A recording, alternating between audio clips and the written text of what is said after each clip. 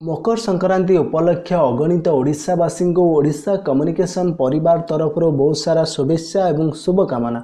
तो फ्रेंड्स वर्तमान समय भारत सरकार जो माने साधारण वर्गर लोक एवं सेमानकर आर्थिक अवस्था अत्यंत दुर्बल से 10% संरक्षण व्यवस्था करिसेंती। तो फ्रेंड्स से 10% संरक्षण व्यवस्था रे जदि आपण बिलोंग्स करिया पई चाहुचंती बा आपण जदि से रिजर्वेशन कैटेगरी रे जिबा पई चाहुचंती तेबे आपणकर योग्यता कोन थिबा दरकार एवं आपण केउ सब क्राइटेरिया को फुलफिल करूथिले आपण से 10% रो ईबीसी कैटेगरी बा ईबीसी रिजर्वेशन ले आपण बिलोंग्स करि परिबे। संपूर्ण इन्फॉर्मेशन आज वीडियो रे आपण पाई परिबे। ता पूर्व कही रखुचे फ्रेंड्स आपण माने जदि हम चैनल को सब्सक्राइब करना वीडियो तले देबा नाली रंगर सब्सक्राइब बटन क्लिक कर सब्सक्राइब करंतु एवं एही परि समस्त वीडियो रो नोटिफिकेशन पाइबा पन बेल आइकन को दबाई दियंतु। हाँ फ्रेंड्स वर्तमान समय भारत सरकार जो माने साधारण वर्ग रे बिलोंग्स करुचंती एवं सेमानकर आर्थिक अवस्था अत्यंत दुर्बल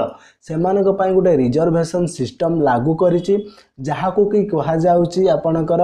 10% रिजर्वेशन फॉर ईबीसी कैटेगरी जो माने इकोनॉमिकली बैकवर्ड कास्ट जो मानकर आर्थिक अवस्था अत्यंत दुर्बल जो माने कि जनरल कैटेगरी बा साधारण वर्गर लोक जो मानकर कि आर्थिक अवस्था अत्यंत दुर्बल थिबो से मानक पई ए रिजर्वेशन सिस्टम टी करा जायछि सेमानकु मिलिबो 10% संरक्षण व्यवस्था। तो फ्रेंड्स ए 10% रिजर्वेशन आपनको एजुकेशन एवं जॉब एबा एम्प्लॉयमेंट आपन को ये जो 10% संरक्षण रहा है आपनकर शिक्षा एवं निजुक्ति क्षेत्र में आपन को मिल जपरी आपन को पूर्वर एससी एसटी एवं फिजिकल हैंडिकैप्ट मान को रिजर्वेशन सिस्टम थिला। तो वर्तमान समय ठीक सही परी जो माने जनरल कैटेगरी रे बिलोंग्स करूचंती किंतु से माने इकोनॉमिकली बैकवर्ड से मानक पई 10% आपनकर रिजर्वेशन सिस्टम रखा जायछि। तो फ्रेंड्स आपण माने जदि एई कोटा रे बा एई रिजर्वेशन ले बिलोंग्स करूचंती तेबे आपनकर किछि क्राइटेरिया रहिछि सेही क्राइटेरिया को जदि आपण फुलफिल करूचंती तेबे आपण माने एई कैटेगरी रे बिलोंग्स करि परिबे एवं शिक्षा एवं निजुक्ति क्षेत्र रे मध्ये आपण रिजर्वेशन पाई परिबे। तो फ्रेंड्स आपण मानक पई से क्राइटेरिया मु कहि रखुछि देखंतु फ्रेंड्स आपनकर वार्षिक जदि आपनकर फैमिली रो एनुअल इनकम 8 लाख रु कम तेबे आपण माने एई कैटेगरी रे जाई परिबे। तो फ्रेंड्स एहा सहित आपनकर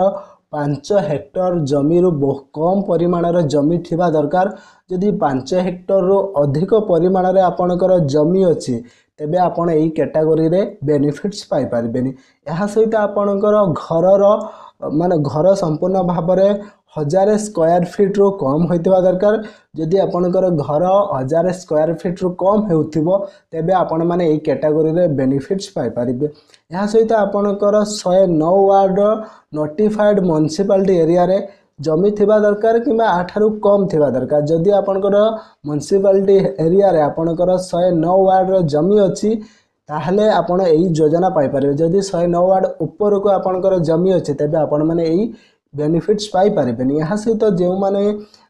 नॉन नोटिफाइड म्युनिसिपालिटी एरिया जो गुड़ा को म्युनिसिपालिटी एरिया नुहे सही एरिया रे जदि आपनकर 209 वार्ड रो जमी अछि किबा ताठारु कम जमी अछि तेबे आपण पाई परिबे एई इकोनॉमिकली बैकवर्ड कास्ट रो रिजर्वेशन। तो फ्रेंड्स आउ थरे मु आपनको निश्चित भाव में कहि रखुछि आपनक परिवार रो एनुअल इनकम बा वार्षिक इनकम 8 लाख रु कम हेतिबा दरकार एवं आपनकर एग्रीकल्चर लैंड जहाँकि आपनकर चाष जमी रो परिमाण 5 हेक्टर रु कम हेतिबा दरकार। या सहित आपनकर घर रो द्रव्य बा आपन घर रो परिमाण निहाती भाव में 1000 स्क्वायर फीट रो कम हेतिबा दरकार एवं आपनकर नोटिफाइड म्युनिसिपालिटी एरिया रे 109 यार्ड बा 109 यार्ड पूर्वरु आपनकर जमी थिबा दरकार एवं आपनकर